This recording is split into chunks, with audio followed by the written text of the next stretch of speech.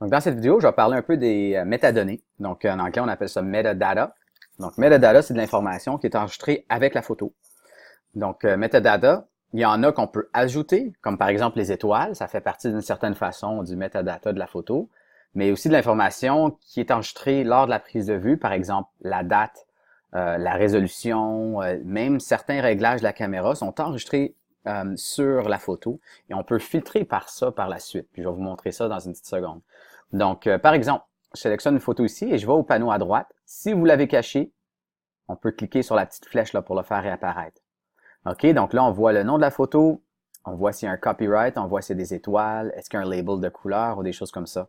Qu'est-ce qui est intéressant ici par rapport à la prise de vue, c'est la date et l'heure. Donc, peut-être vous allez vouloir trouver l'information de cette façon-là. Et même, par exemple, la vitesse d'obturation. Parce que dans certains projets, vous allez avoir à prendre des photos selon certains réglages sur la caméra. Puis là, si on ne l'a pas noté, mais ici, on le voit.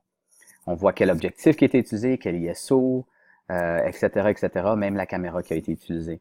Donc, il y a plein d'informations qu'on peut retrouver au niveau de la métadonnée ici.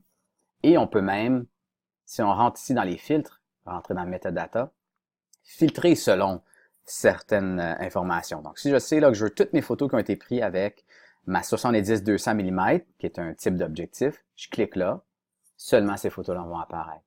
Ou toutes les photos qui ont été prises avec un certain boîtier ou date. Donc, vous voyez là, ça devient très puissant, les métadonnées, quand ça vient le temps de retrouver certaines photos.